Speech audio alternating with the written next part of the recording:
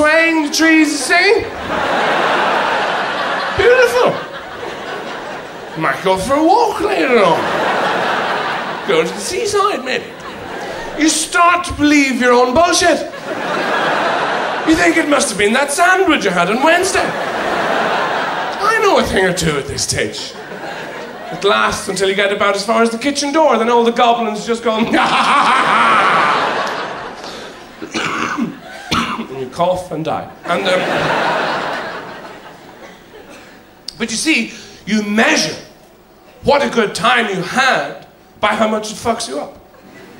You go out tonight, get ripped, get shit-faced. You'll wake up tomorrow, somebody will talk to you and say, how was last night? You'll say, it was fantastic. I can't see.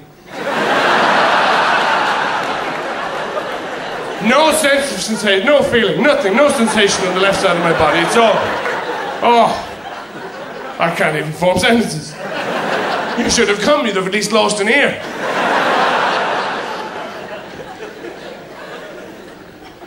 A lot of it depends on how you are poisoning yourself. The best thing, really, is wine, I think, because it's quite slow release and imaginative, and, you know, and you can eat and things and talk to people, and then after a while somebody will say, I know! I know!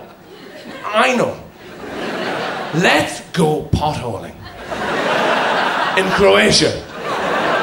And you'll think, fine, I know a guy who can give us a lift. Me. It's not like that with beer. I think beer is actually made probably by food companies, you know? Just to make people stalk the streets at 1 in the morning going, what's that? Is it moving? Get it! It's a nun! Fry her! Fry her! And vodka is very, very deceptive.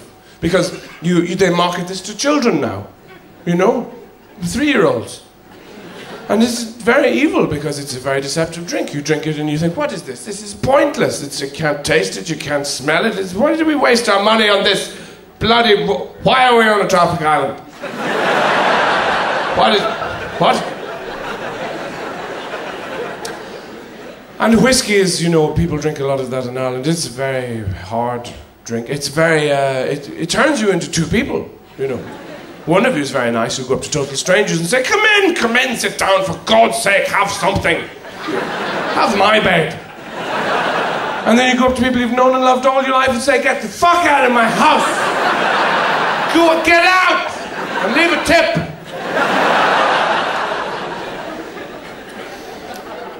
But the most dangerous drink is gin. You have to be really, really careful with that. And you also have to be 45, female, and sitting on a stairs.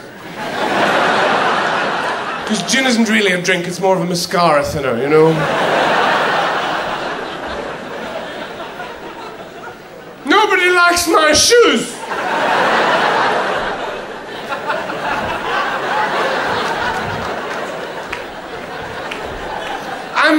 I made 50 fucking vol-au-vents and not one of you said thank you. And my favorite, everybody shut up, shut up. This song is all about me.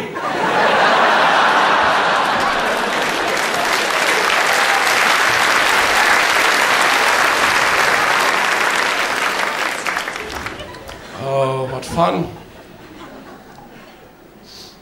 But, you know, there are times as well when you think it's a particularly Irish phenomenon, you know, this way of going. Oh, people do it in Britain as well, and all sorts of places, Nordic places, lighthouses, Wales drink.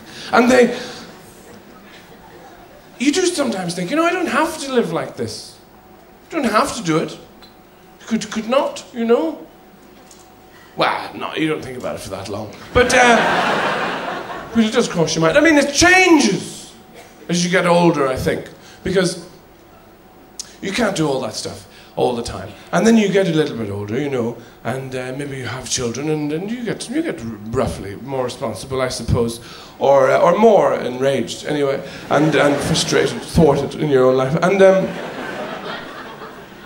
because children are very, very over-sentimentalized, you know, really. They are, aren't they? All the silly stuff. And what are they? And the charities they have, they go on and on and on. You know, children who need another biscuit, children who want their own Jeep, children in need. When is the last time you saw a child who wasn't in need? When is the last time a child said to you, actually, that's enough raspberry tart for me, thanks. I'm just going to go and clean the car, okay? What are they really? Children. Midget drunks. That's what they are. You know, they are people who greet you in the morning by kneeing you in the face. Talking gibberish. And you're hating you.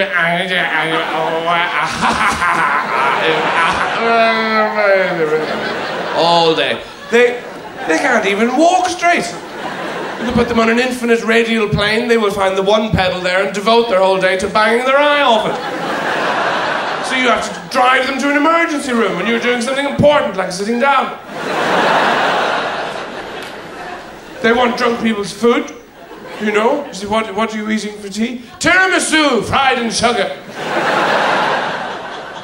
They talk like drunks. Time for bed now, bedtime. No.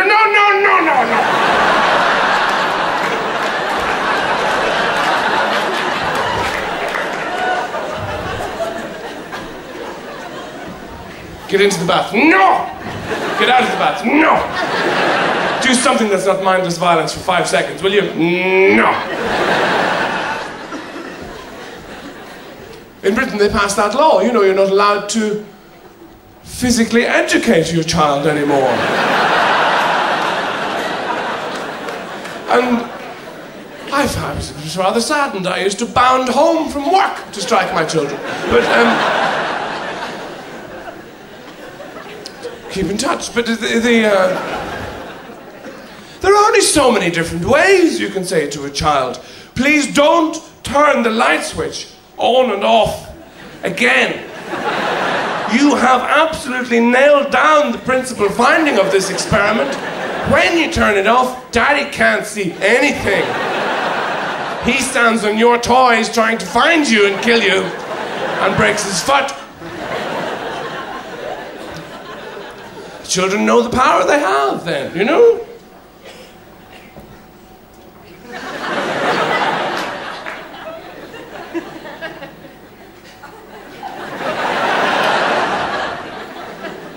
You're morally obliged to stop whatever you're doing at that point and go over and have an encounter, because otherwise they just won't know. And I don't think children are the same now. They're not like the ones I remember from growing up, you know? Being at parties and you do all the childhood things, running around and bleeding and torturing the weakest member of the group, you know. Simple childhood games. It's not like that anymore. I went to a birthday party recently of a young person. They were all about 10, and they were all slumped on the lawn like dead bumblebees, drinking latte. They were all disaffected, like Berlin in 1929. What's going on? I went up to one boy. I said, "What's the matter here?" He said, "Oh, I have a migraine." What? You're 10, you can get drowned or electrocuted, you can't have a fucking migraine. And the birthday girl, I asked her, I said, "Why isn't anybody playing?" And she said, "Oh, it's all these parties. You do your hair, you put your frock on, nobody talks to the real you. Get me a martini, would you?"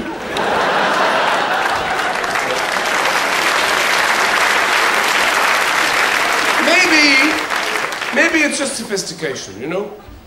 Precociousness. They are more precocious. Another friend's child, you know, the fridge drawings, you have to look at them. I did, and I said, you know, trying to be nice. I said, "Oh, that's very nice. Is that Mummy and the baby?" And she said, "No, that's a skeleton breastfeeding a priest." "Do you know Goya?" "No, I don't. Sorry." But